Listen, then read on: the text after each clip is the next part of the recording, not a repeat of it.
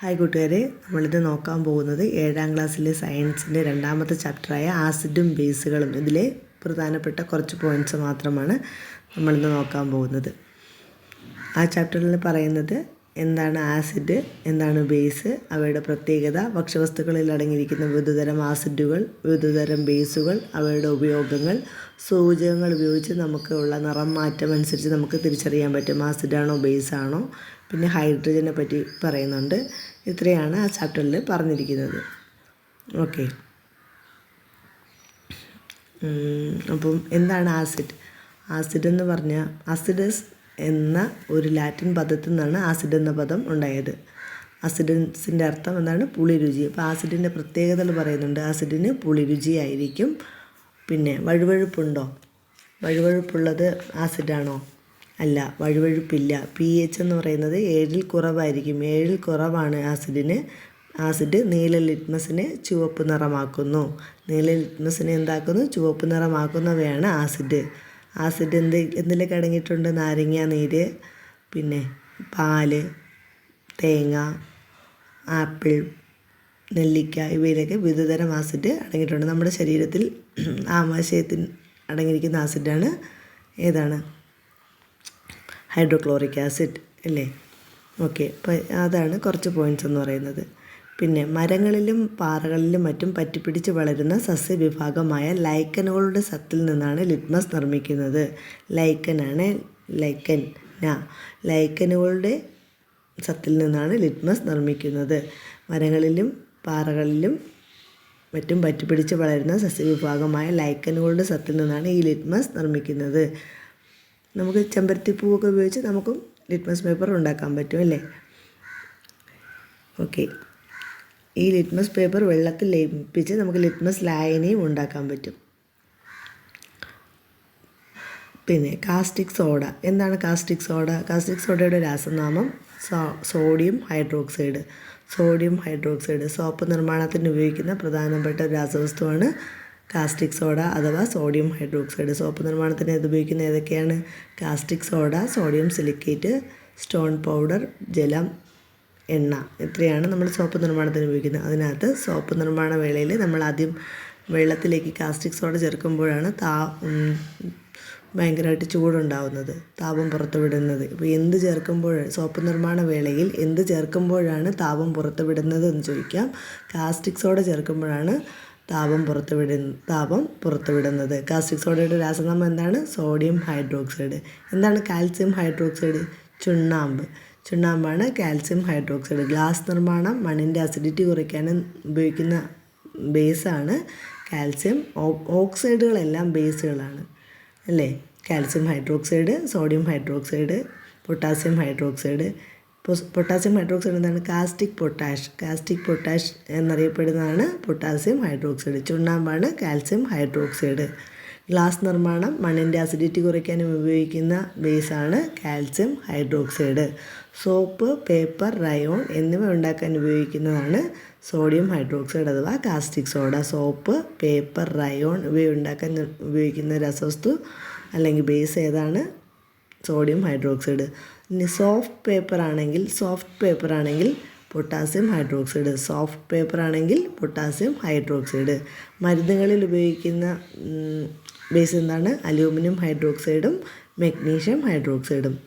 ഇനി ആസിഡ്. ശീതള പാനീയങ്ങളിൽ ഉപയോഗിക്കുന്ന ആസിഡ് ഏതാണ്? കാർബോണിക് ആസിഡാണ് ശീതള പാനീയങ്ങളിൽ ഉപയോഗിക്കുന്നത്. തേങ്ങയിൽ അടങ്ങിയിരിക്കുന്ന ആസിഡ് ഏതാണ്? Capric acid.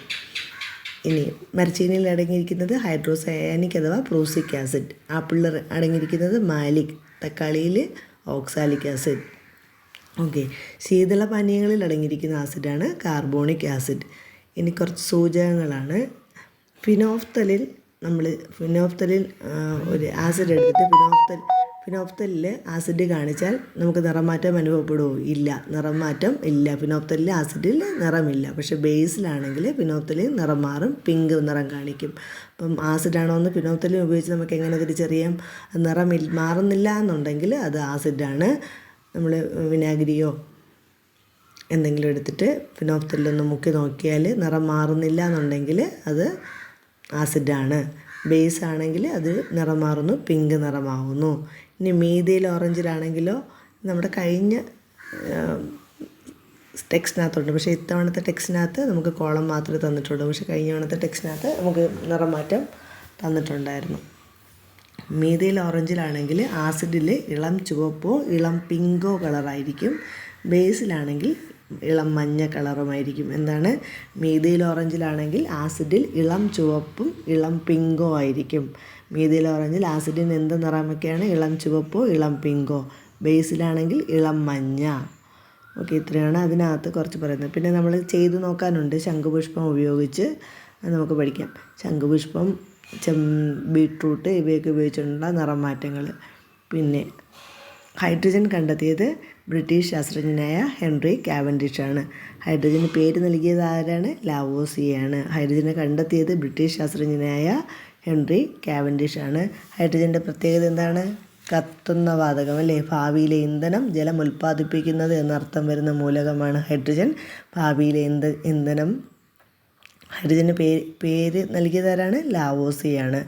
തീ കാണുമ്പോൾ ചെറു ശബ്ദത്തോടെ കത്തുന്ന വാതകമാണ് ഹൈഡ്രജൻ. പിന്നെ ഇതിനകത്ത് ടെക്സ്റ്റിനകത്ത് പറഞ്ഞിരിക്കുന്ന വേറൊരു പോയിൻ്റാണ് 2023 സെപ്റ്റംബറിൽ ഇന്ത്യയിൽ പരീക്ഷണാർത്ഥം ഹൈഡ്രജൻ ബസ് നിരത്തിലിറക്കിയത് എവിടെയെന്നുള്ളത്. ന്യൂഡൽഹിയിലാണ്. 2023 സെപ്റ്റംബറിലാണ് ഇന്ത്യയിൽ പരീക്ഷണാർത്ഥം ഹൈഡ്രജൻ ബസ് നിരത്തിലിറക്കിയത്. ഓക്കെ, ടെക്സ്റ്റിനകത്ത് തന്നിട്ടുള്ളതാണ്. കുറച്ച് നമ്മൾ തന്നെ കണ്ടുപിടിച്ച് അവയുടെ നിറമാറ്റം കണ്ടുപിടിക്കാനായിട്ട് ആസിഡാണോ ബേസ് ആണോ എന്നുള്ളത്. നീല ശംഖുപുഷ്പം ഉപയോഗിച്ച് ആസിഡിൻ്റെ നിറം എന്താണ്?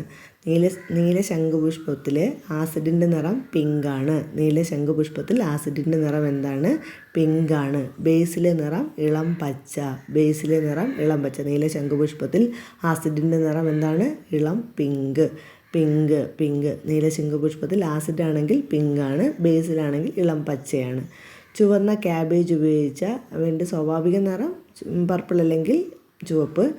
പിന്നെ ആസിഡിലാണെങ്കിൽ എന്തായിരിക്കും? ചുവപ്പ് കലർന്ന പിങ്ക്. ചുവന്ന ക്യാബേജിൽ ആസിഡിൻ്റെ നിറം ചുവപ്പ് കലർന്ന പിങ്ക്. നീല ശംഖുപുഷ്പത്തിലും പിങ്ക് തന്നെയാണ്. ബേസിലാണെങ്കിൽ ഇളം പച്ച. ചുവന്ന ക്യാബേജിലാണെങ്കിൽ നീല കലർന്ന പച്ച. സെയിം തന്നെയാണ്. ചുവപ്പ് കലർന്ന പിങ്കും പച്ചയും തന്നെയാണ് നീല ശംഖുപുഷ്പത്തിലും ക്യാബേജിലും. ഇനി ബീട്രൂട്ടിലാണെങ്കിലോ, ബീട്രൂട്ടിൽ ആസിഡ് ആകുമ്പോൾ വയലറ്റ് ആയിട്ട് മാറുന്നു, പച്ച കലർന്ന മഞ്ഞയായിട്ട് മാറും ബീട്രൂട്ട്. ബേസിൽ എന്തായിട്ട് മാറും? കളർ എന്താണ്? ബീട്രൂട്ടിൻ്റെ കളറ് പച്ച കലർന്ന മഞ്ഞയായിട്ട് മാറും. ഇനി മഞ്ഞളാണെങ്കിലോ, മഞ്ഞളിന് ആസിഡിന് നിറമാറ്റം സംഭവിക്കുന്നില്ല. മഞ്ഞളിൽ മഞ്ഞ കളർ തന്നെ ആയിരിക്കും, പക്ഷേ ബേസ് ആവുമ്പോൾ എന്താവും? ചുവപ്പ് കളറാവും. നമുക്കറിയാമല്ലോ, നമ്മുടെ തുണി കഴുകുമ്പോൾ എന്താണ്? മഞ്ഞൾ പറ്റിയാൽ സോപ്പിനകത്ത് പതയുമ്പോഴത്തേക്ക് എന്ത് വരും? ചുവപ്പ് കളറായിട്ട് മാറും അല്ലേ.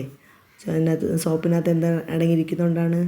സോഡിയം ഹൈഡ്രോക്സൈഡ് എന്ന് പറയുന്നത് എന്താണ്? കാസ്റ്റിക് സോഡ അടങ്ങിയിരിക്കുന്നതുകൊണ്ടാണ് നമ്മൾ മഞ്ഞൾ പറ്റിയ തുണി കഴിയുമ്പോൾ അത് ചുവപ്പ് കളറായിട്ട് മാറുന്നത്. അപ്പോൾ മഞ്ഞളിൽ ബേസിൻ്റെ സൂചകമാണ് മഞ്ഞളെന്ന് പറയുന്നത് ബേസിൻ്റെ സൂചകമാണ്.